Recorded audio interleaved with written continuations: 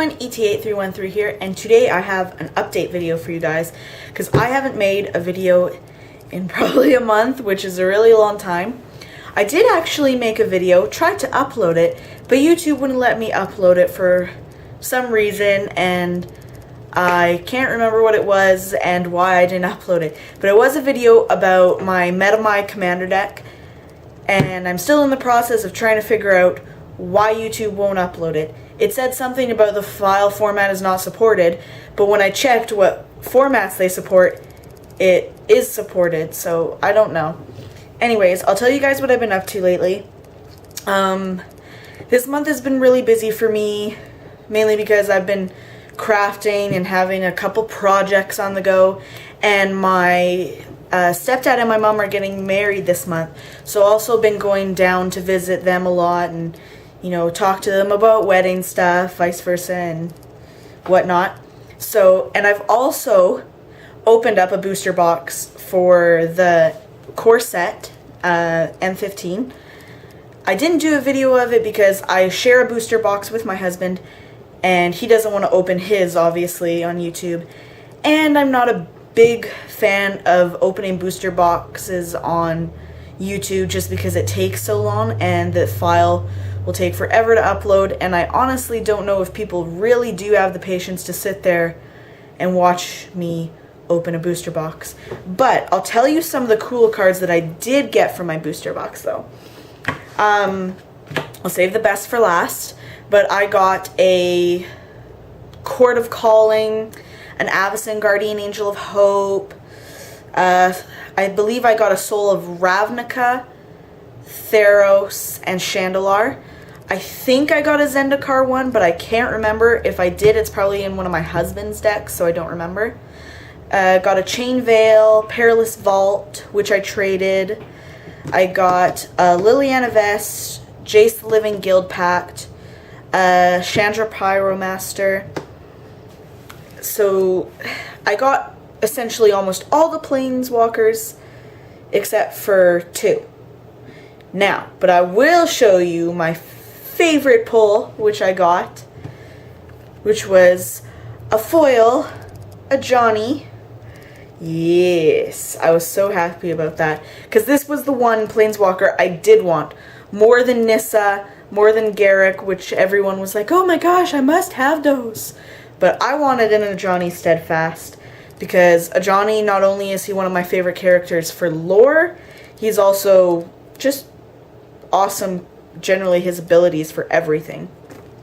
And I was also lucky enough to pull his emblem, which I was happy about because it goes hand in hand.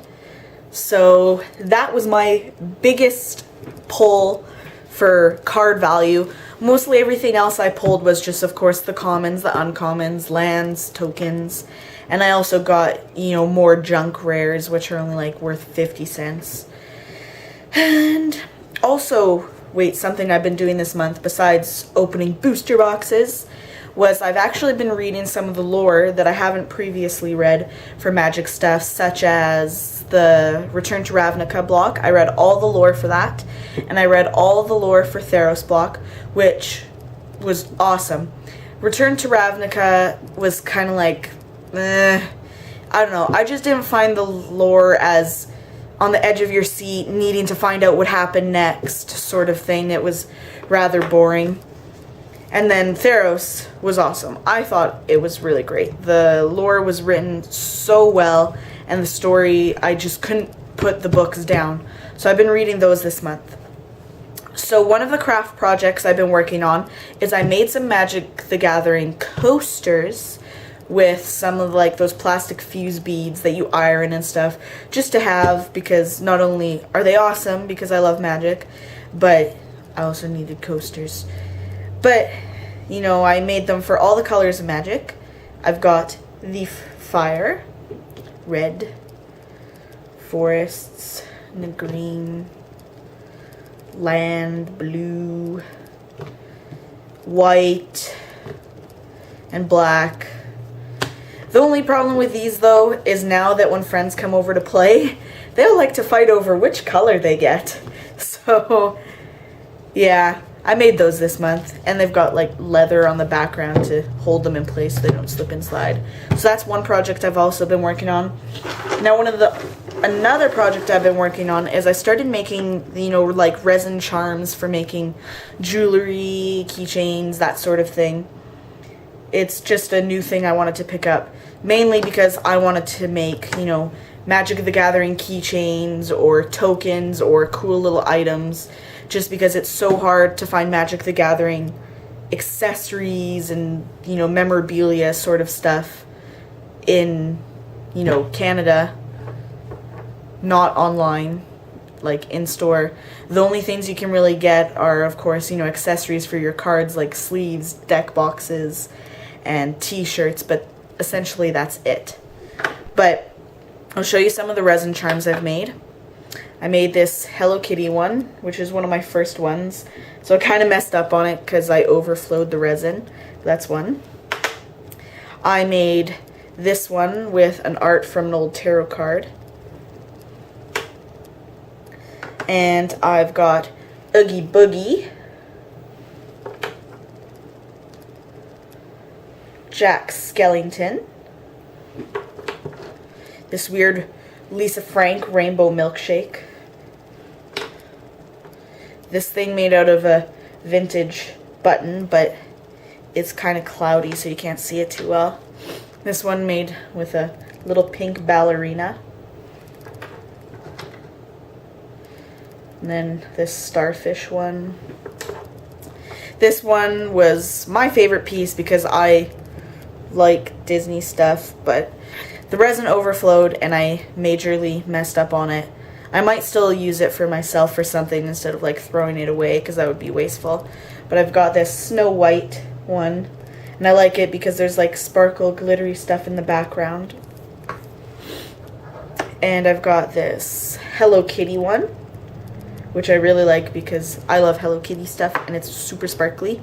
And my last one, which is my favorite because it is the most professional looking so far, is this Hello Kitty one. The sticker inside of it is a little dark, so it's hard to see, but you know, it's got Hello Kitty and a whole bunch of sequins on the inside, and I just think it looks good. It was my best one, and it's come out the most professional looking so far. And I've also been working on making some resin tokens, but they are still being casted right now, so I can't show you or pick them up or else I'll wreck them.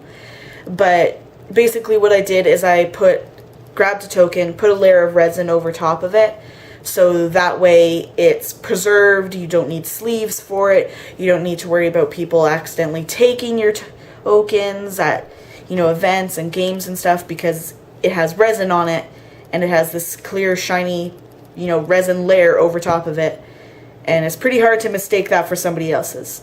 But I started doing that just to preserve, you know, tokens that are super rare, hard to find, that sort of thing. So besides making resin tokens, I totally plan on making some, you know, like Magic the Gathering pendants, some keychains, stuff like that, just to have around because it'll be super awesome and cool.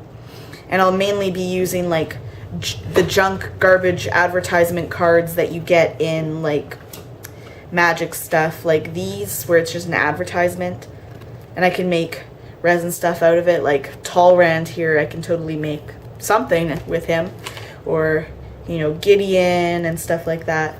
So I totally plan on doing stuff like that, and when I do, I'll definitely make a note and a point to share with you guys that stuff, because I think it'll look super awesome and cool. But yeah, that's mostly what I've been up to and why I've been sort of neglecting my YouTube channel lately. But those are my updates. There'll be stuff coming soon, like showing you my resin stuff, eventually getting my My Commander deck thing video up, hopefully, and anytime I decide to open a booster box, which will be coming in September for Khans of Tarkir. So excited for that one. I have a big feeling everyone's going to be super excited for the, I think it's called Mordu clan, like the black, red, white, because everyone loves that color combo.